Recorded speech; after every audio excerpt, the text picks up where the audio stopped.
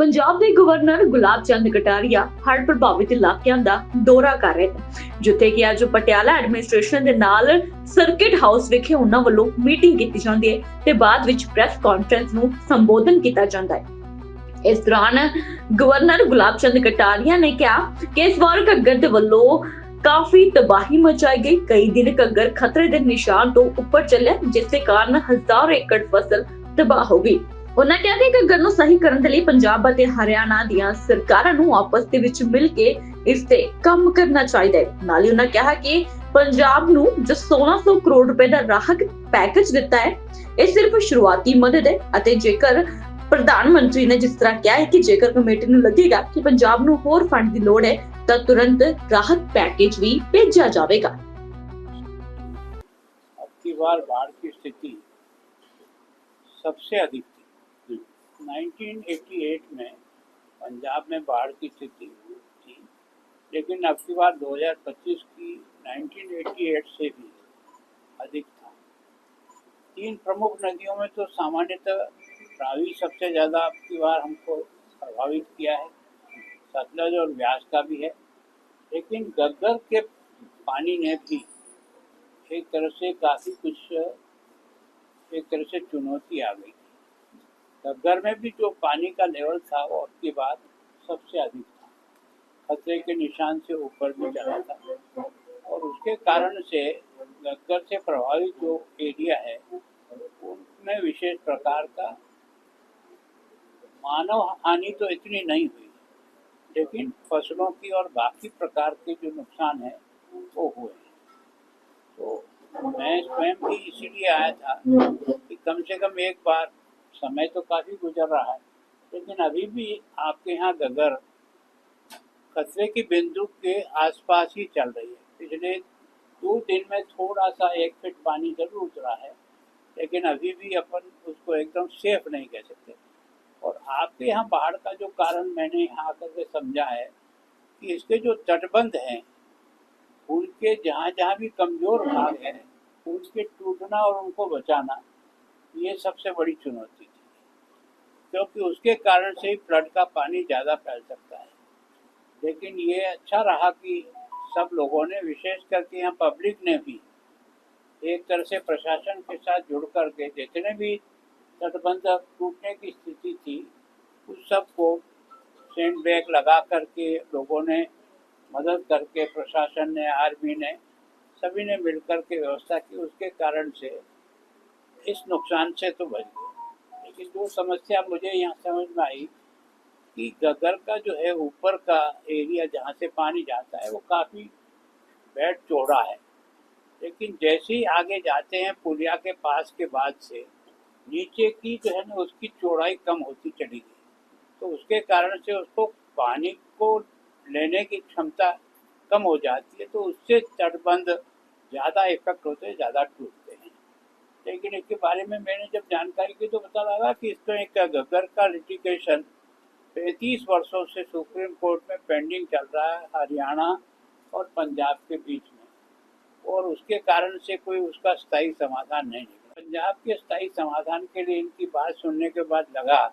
कि जहाँ जहाँ कमज़ोर पॉइंट है, जहाँ से घग्गर ओवरफ्लो कर सकती है और पानी का फैलाव हो सकता है, उसको जितना मजबूत किया जा सके कि उसके कारण से उसको बचाया जा सके। 30,000 हेक्टेयर का यहाँ पानी के अंदर जो फसलों का नुकसान हुआ है उसका आकलन हो रहा है। थोड़ा बहुत जो है ना मानव हानि हुई है वो तो 2-3 हुई है, लेकिन अभी जो है पशुओं की हानि भी यहाँ बहुत कम है वैसे सामान्यतः, केवल पानी के फैलाव से कारण से। लेकिन बिल्डिंगों को नुकसान होने का अनुमान सारा खत्म होने के बाद पूरा लगेगा, तो उसका भी अंतर मैं सोचता हूँ कि सरकार ने भी, प्रधानमंत्री स्वयं आए थे, लेकिन वो अधिकांश जो है ना आपकी बॉर्डर एरिया में ही अमृतसर और यहाँ जहाँ बहुत ज़्यादा फ्लडिंग था रावी से, उसको देख करके, लेकिन उन्होंने पूर्ण आश्वस्त किया था कि हम तो ये जो 1600 करोड़ देखें, ये तो टोकन आपका जो अभियान इस समय चल रहे हैं उसमें कोई अवरुद्ध नहीं आए, आपकी जितना भी है। बाकी सारा टीम जो आई है वो एनालिसिस करने के जाने के बाद जो रिपोर्ट देगी उसके आधार पर किसान को भी मकान को भी, पशुओं की हानि को भी, और विशेष प्रकार के जो कुछ भी डैमेज हुए हैं प्रॉपर्टी उसके बारे में भी। और एक भविष्य में इन जिलों में जिनमें बाढ़ आती है वहाँ कम से कम भविष्य में एनडीआरएफ की टीम की वेल इक्विप किया जाए, ऐसे साधन उनके पास उपलब्ध हों कि ताकि वो तुरंत उसके बारे में। मुझे बहुत अच्छा लगा कि यहाँ आर्मी के कारण से और सभी के सामूहिक प्रयास से मतलब पब्लिक का लॉस उतना नहीं हुआ। डॉक्टर साहब, लगातार मांग की जा रही है कि जो डैम है उनका कंट्रोल पंजाब के हाथ में दिया जाए, तो जो इतनी बाढ़ की मैं सोचता हूँ कि कंट्रोल अभी किसी के पास है, लेकिन कंट्रोल से पानी छोड़ने के पहले तो सूचना देते हैं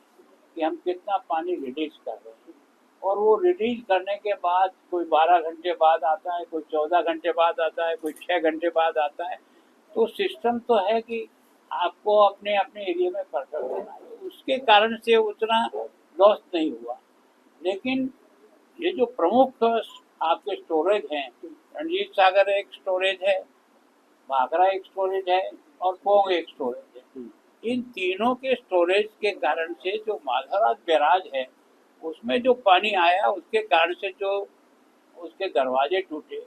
और उसके अलावा भी जम्मू कश्मीर से जो नदियां आती है और कई ट्रिब्यूटरी आकर के आपस में मिलती है, हमारे यहाँ भी मिलती है घग्गर में, तो उसके कारण से भी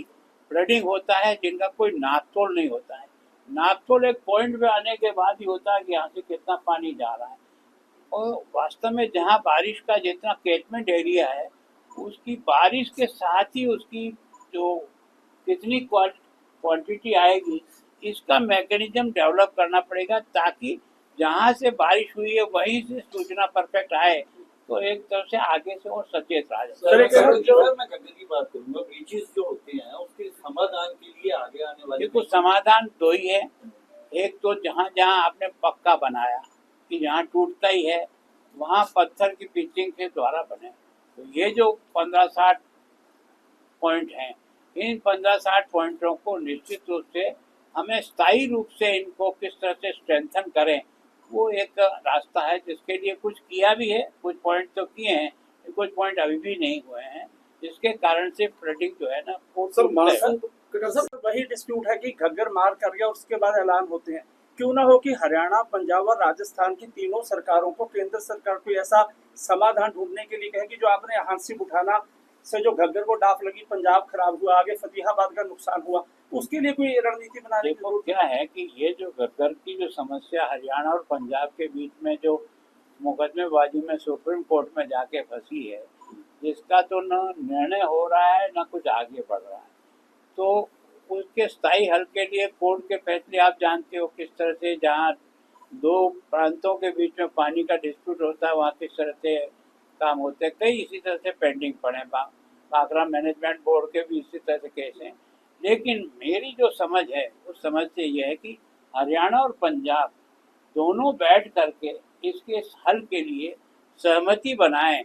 तो मैं सोचता हूँ कोर्ट में भी उसका रास्ता बहुत आसानी से सर एक डैम को लेकर है कि डैम की ना खत्म हो चुका है, जो मियाद खत्म हो चुकी है जब से वो बना है, ठीक है, क्योंकि कह रहे हैं कि उसमें मतलब काफी डैमेज कर सकता है, कि इसकी सिल्ट भी बहुत ज्यादा जमी हुई है। एक एनजीओ ने एक प्रेस कॉन्फ्रेंस की है कि उसके बारे में आप कैसे देखते हो उस चीज को? देखो मैं सोचता हूँ ये जो तीनों डैम है ना, इन तीनों डैमों के बारे में कोई डाउट क्रिएट होने का सवाल पैदा नहीं हो रहा। मट्टी तो आएगी, क्षमता कम होगी, इसमें तो कोई दो राय नहीं, क्योंकि